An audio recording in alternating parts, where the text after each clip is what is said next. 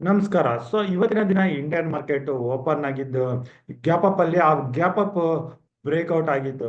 ಈ ಬ್ರೇಕ್ಔಟ್ ಅಲ್ಲಿ ಕಳೆದ ಒಂದು ವಾರದ ಹೈನ ನಿಫ್ಟಿ ಕ್ರಾಸ್ ಆಗಿತ್ತು. ಈ ಕ್ರಾಸ್ ಆದಾಗ ನಾನು ಕಳೆದ ವಿಡಿಯೋಗಳಲ್ಲಿ ಹೇಳ್ತಾನೆ ಬಂದಿದ್ದೆ 24,350 360 ಮೇಲೆ ಒಂದು ಬ್ರೇಕ್ಔಟ್ ಇರುತ್ತೆ, ಅಲ್ಲಿ ನಾವು ಲಾಂಗ್ ಪೊಸಿಷನ್ ತಗೋಬಹುದು ಅಂತ. ನಾನು ಸ್ಟಾರ್ಟಿಂಗ್ ಆಫ್ ದ ಡೇ ನಮ್ಮ ಟುಡೇಸ್ ಇನ್ವೆಸ್ಟ್ಮೆಂಟ್ ಟೆಲಿಗ್ರಾಮ್ ಗ್ರೂಪ್ ಅಲ್ಲೂ ಕೊಟ್ಟಿದ್ದೆ. ಇಲ್ಲಿ ನಾವು ಲಾಂಗ್ ಪೊಸಿಷನ್ ತಗೋಬಹುದು 24,350 ಹತ್ರ ಸ್ಟಾಪ್ ಲಾಸ್ ಇಟ್ಕೊಂಡು ಅಂತ. ಇಲ್ಲಿ ಬಂದಿರೋ ಬ್ರೇಕ್ಔಟ್ ಫಾಲ್ಸ್ ಬ್ರೇಕ್ಔಟ್ ಆಗಿ ಇಮ್ಮಿಡಿಯೇಟ್ ಆಗಿ ನೆಕ್ಸ್ಟ್ 15 ಮಿನಿಟ್ಸ್ ಅಲ್ಲಿ ಬಂದು ನಮ್ಮ ಸ್ಟಾಪ್ ಲಾಸ್ ನ ಇಟ್ಟಾಯ್ತು. ನಮ್ಮ ಸ್ಟಾಪ್ ಲಾಸ್ ಇಟ್ಟಾದ್ಮೇಲೆ ನಾವು ಯಾವುದೇ ಟ್ರೇಡ್ ನ ತಗೊಳ್ಳಿಲ್ಲ. ಅಲ್ಲಿಂದ ಇಲ್ಲಿ ನೋ ಟ್ರೇಡಿಂಗ್ ಝೋನ್ ಆಗಿರೋ ಸಲುವಾಗಿ ಈ ಸೈಡ್ ವೈಸ್ ಅಲ್ಲಿ ಮಾರ್ಕೆಟ್ ಟ್ರೇಡ್ ಆಗ್ತಾ ಇತ್ತು. ಈ ನಿಫ್ಟಿ ಜೊತೆಗೆ ನಾವು ಸೆನ್ಸೆಕ್ಸ್ ನ ಚೆಕ್ ಮಾಡಿದ್ರೆ ಇವತ್ತು ಸೆನ್ಸೆಕ್ಸ್ ಎಕ್ಸ್ಪೈರಿ ಇರೋ ಕಾರಣ ಈ ಸೆನ್ಸೆಕ್ಸ್ ಕೂಡ ಸೈಡ್ ವೈಸ್ ಅಲ್ಲೇ ಹೋಯ್ತು. ಟೋಟಲ್ ಆಗಿ ಮಾರ್ಕೆಟ್ ಆಪ್ಷನ್ ರೇಟರ್ಸ್ ಗ್ರಿಪ್ ಅಲ್ಲೇ ಇತ್ತು. ಹಾಗೂ ನಾವು ನಮ್ಮ ಟುಡೇಸ್ ಇನ್ವೆಸ್ಟ್ಮೆಂಟ್ ಟೆಲಿಗ್ರಾಮ್ ಗ್ರೂಪ್ ಅಲ್ಲಿ ಮೆನ್ಷನ್ ಮಾಡಿದ್ದು, ಈ ಡೇ ಲೋನ ಕಟ್ ಆದ್ರೆ ಇನ್ನಷ್ಟು ಕರೆಕ್ಷನ್ ಬರೋ ಚಾನ್ಸಸ್ ಇದೆ. ಲಾಂಗ್ ತಗೋಬೇಕು ಅಂತಂದ್ರೆ 24,400 ಮೇಲೆ ಮಾತ್ರನೇ ಅಂತ ಹೇಳಿದ್ವಿ. ಡೇ ಲೋನ್ ಎಲ್ಲ ಆಗ್ಲಿ ಅಥವಾ 24,400 ಮೇಲೆ ಆಗ್ಲಿ ಮೂವ್ ಆಗ್ಲಿಲ್ಲ, ಸೈಡ್ ವೈಸ್ ಅಲ್ಲಿ ಹೋಗೋದಕ್ಕೆ ನಾವು ಯಾವುದೇ ಟ್ರೇಡ್ ನ ತಗೊಳ್ಳಿಲ್ಲ. ಇಲ್ಲಿಂದ ಈಗ ನಾವು 30th ಏಪ್ರಿಲ್ ಪೊಸಿಷನ್ ತಗೊಳಕ್ಕೆ ನಮ್ಮ ಇಂಪಾರ್ಟೆಂಟ್ ಪ್ಯಾರಾಮೀಟರ್ಸ್ ಗಳನ್ನ ನೋಡ್ಬೇಕಾಗತ್ತೆ.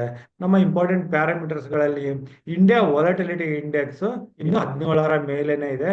ಇವತ್ತು 2.54% ಅಷ್ಟು ಅಗೇನ್ ಹೆಚ್ಚಾಗಿದೆ. ಭಾರತ ಪಾಕಿಸ್ತಾನ ಮಧ್ಯೆ ಆಗ್ತಾ ಇರೋ ಜಿಯೋ ಪೊಲಿಟಿಕಲ್ ಇಶ್ಯೂ ಏನಿದೆ ಅದರ ಫಿಯರ್ ಫ್ಯಾಕ್ಟರ್ ಇದೆ. ಅದಕ್ಕಾಗಿ ಇನ್ನು ಇಂಡಿಯಾ ವಿಕ್ಸ್ ಕಡಿಮೆ ಆಗ್ತಾ ಇಲ್ಲ. ಅದಕ್ಕಾಗಿ ಆ ರೀತಿಯ ಶಾರ್ಪ್ ಕರೆಕ್ಷನ್ ನ ನಾವು ನೋಡಿದ್ವಿ. ನಿಫ್ಟಿ 15 ನಿಮಿಷದಲ್ಲಿ 150 ಪಾಯಿಂಟ್ ಹೈಲಿಂದ ಕರೆಕ್ಷನ್ ನ ಕಂಡಿತ್ತು. ಇಂಡಿಯಾ ವಿಕ್ಸ್ ಈಗಿನ ಲೆವೆಲ್ ಇಂದ ಕಡಿಮೆ ಆಗ್ತಾ 16 ಕೆಳಗಡೆ ಬಂದ್ರೆ ಮಾತ್ರನೇ ಸ್ವಲ್ಪ ಮಾರ್ಕೆಟ್ ಅಲ್ಲಿ ಫಿಯರ್ ಫ್ಯಾಕ್ಟರ್ ಕಡಿಮೆ ಆಗಿ ಒಂದು ಒಳ್ಳೆ ಮೂವ್ಮೆಂಟಮ್ ನ ನಾವು ಅಪ್ಸೈಡ್ ಅಲ್ಲಿ ನೋಡ್ಬೋದು. ಇದು ಇಂಡಿಯಾ ವೀಕ್ಸ್ ಆಯ್ತು. ಇದನ್ ಬಿಟ್ರೆ Brent crude oil, rupee against US dollar, US dollar index, US 10 year bond yield ಇವೆಲ್ಲ ಇಕ್ವಿಟಿ ಮಾರ್ಕೆಟ್ಗೆ ಪಾಸಿಟಿವ್ ಆಗಿದ್ದಾವೆ. ಹಾಗೂ ನೀವು FIS-DI ಡೇಟಾನ ಚೆಕ್ ಮಾಡಿದ್ರೆ ಇಲ್ಲಿ FIS ಮಾತ್ರನೇ ಅಲ್ಲದೆ DIs ಕೂಡ ಕಳೆದ 2 ದಿನದಿಂದ ಬೈಯಿಂಗ್ ಮಾಡ್ತಿದ್ದಾರೆ. ಮಾರ್ಕೆಟ್ ಅಲ್ಲಿ ಬೈಯಿಂಗ್ ಇಂಟ್ರೆಸ್ಟ್ ಇದೆ. ಆದ್ರೆ India Pak Jio political issue ಸಲುವಾಗಿ ಮಾರ್ಕೆಟ್ ಅಲ್ಲಿ ಒಂದು ಶಾರ್ಪ್ ಮೂವ್ಮೆಂಟಮ್ ಇಲ್ಲಿ ಮಿಸ್ ಆಗ್ತಾ ಇದೆ. ನಾವು ಈಗ ಆಪ್ಷನ್ ಚೈನ್ ನ ಚೆಕ್ ಮಾಡಿ ನಾಳೆ ದಿನ ನಿಫ್ಟಿ ಎಕ್ಸ್ಪೈರಿ ಇದೆ. ನಿಫ್ಟಿ ಟ್ರೇಡಿಂಗ್ ಲೆವೆಲ್ಸ್, ಅದ್ರ ಜೊತೆಗೆ ಬ್ಯಾಂಕ್ ನಿಫ್ಟಿ ಹಾಗೂ ಸೆಲೆಕ್ಟ್ ಮಿಡ್ ಕ್ಯಾಪ್ ನಿಫ್ಟಿ ನಲ್ಲಿ ಕೂಡ ಲೆವೆಲ್ಸ್ ಎಲ್ಲೆಲ್ಲಿ ಬರ್ತವೆ ಅಂತ ನೋಡೋಣ. ಇಲ್ಲಿ ನಾವು ನಿಫ್ಟಿ ಆಪ್ಷನ್ ಚೈನ್ ಅಲ್ಲಿ ಚೆಕ್ ಮಾಡಿದ್ರೆ ಈಗ ನಿಫ್ಟಿ 24,328 ಹತ್ರ ಕ್ಲೋಸ್ ಆಗಿದೆ. ಇಮಿಡಿಯೇಟ್ ಸ್ಮಾಲ್ ಸಪೋರ್ಟ್ 24,300 ಇದೆ. ಇದನ್ನ ಬ್ರೇಕ್ ಆದ್ರೆ 24,200 ಆ ಲೆವೆಲ್ ನ ಕೂಡ ಬ್ರೇಕ್ ಆಗಿ ಟುವರ್ಡ್ಸ್ 24,000 ಕಡೆ ಹೋಗೋ ಚಾನ್ಸಸ್ ಇದೆ. ಹಾಗೂ ಇಮಿಡಿಯೇಟ್ ಆಗಿ ರೆಸಿಸ್ಟೆನ್ಸ್ 24,400, ಅದಾದ್ಮೇಲೆ 25,000 ನಿಫ್ಟಿನಲ್ಲಿ ಕಾಣ್ತಾ ಇದೆ. 24,500 ಮೇಲೆ ಮಾತ್ರನೇ ಹೆಚ್ಚಿನ ಶಾರ್ಟ್ ಕವರಿಂಗ್ ನ ನಾವು ನಿಫ್ಟಿನಲ್ಲಿ ನೋಡ್ಬೋದು. ಇದನ್ನ ಇಟ್ಕೊಂಡು ನಾವು ಟ್ರೇಡಿಂಗ್ ಪ್ಲಾನ್ ನ ಮಾಡಬೇಕು ಅಂತಂದ್ರೆ ನಿಫ್ಟಿನಲ್ಲಿ ನಾವು 29th ಏಪ್ರಿಲ್ ಹೈ ಕ್ರಾಸ್ ಆದ್ರೆ ಕೂಡ ಈ ಲೆವೆಲ್ ಅಲ್ಲಿ ಯಾವುದೇ ಟ್ರೇಡ್ ನ ತಗೊಳ್ಳೋದು ಬೇಡ. 24,500 ಮೇಲೆ ನಿಫ್ಟಿ ಸ್ವಲ್ಪ ಟೈಮ್ ಸ್ಪೆಂಡ್ ಮಾಡಿದ್ರೆ at least 10 to 15 minutes time spend ಮಾಡಿ ಅದರ ಹೈ ಕ್ರಾಸ್ ಆಗ್ತಿದ್ರೆ ಅಲ್ಲಿಂದ ನಾವು ಲಾಂಗ್ ಪೊಸಿಷನ್ ತೊಗೊಳಕ್ಕೆ ನೋಡ್ಬೋದು ನಿಫ್ಟಿನಲ್ಲಿ. ಆಗ ಬರೋ ಶಾರ್ಟ್ ಕವರಿಂಗ್ ನಿಫ್ಟಿನ 24,750 ಇಂದ 24,800 ವರೆಗೆ ತಗೊಂಡು ಹೋಗುತ್ತೆ. ಇನ್ನು ನಿಫ್ಟಿಗೆ 24,300 ಹತ್ರ ಸ್ಮಾಲ್ ಸಪೋರ್ಟ್ ಇದೆ. ಇದ್ರ ಕೆಳಗಡೆ ಬಂದ್ರೆ ಅಗೇನ್ 24,200 ಹತ್ರ ನೆಕ್ಸ್ಟ್ ಸಪೋರ್ಟ್ ಇದೆ.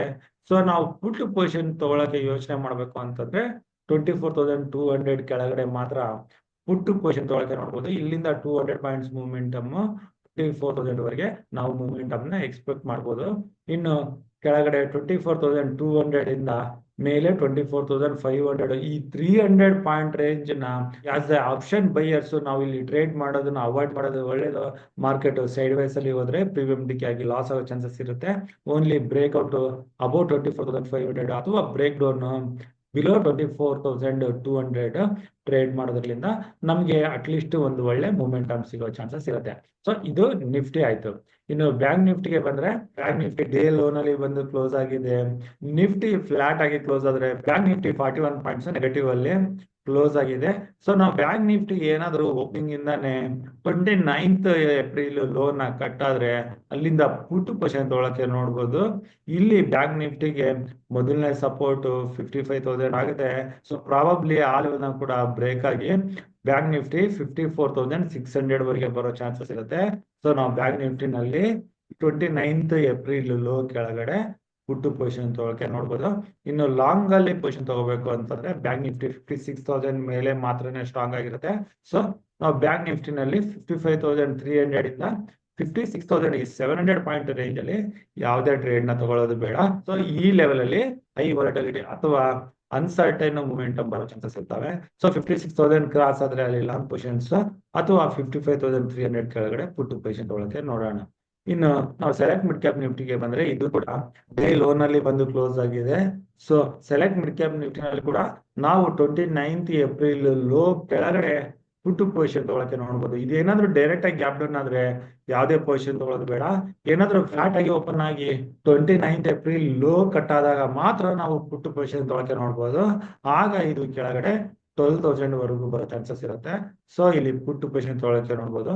ಇನ್ನು ಲಾಂಗ್ ಪೊಸಿಷನ್ ತಗೊಂಡ್ರೆ ಬ್ಯಾಂಕ್ ನಿಫ್ಟಿ ರೀತಿನೇ ಇಲ್ಲಿ ಕೂಡ ನಾವು ಡ್ರಾಪ್ ಆಗೋ ಚಾನ್ಸಸ್ ಇರುತ್ತೆ. So actually select mid cap ನಿಫ್ಟಿನಲ್ಲಿ ಬ್ರೇಕ್ಔಟ್ ಬರೋದು 12,350 ಮೇಲೆ. ಸೊ 12,350 ಮೇಲೆ ಏನಾದ್ರು ಟ್ರೇಡ್ ಮಾಡೋ ಆಪರ್ಚುನಿಟಿ ಇದ್ರೆ ಅಲ್ಲಿಂದ ಬ್ರೇಕ್ಔಟ್ ಅಲ್ಲಿ ಟ್ರೇಡ್ ಮಾಡಬಹುದು.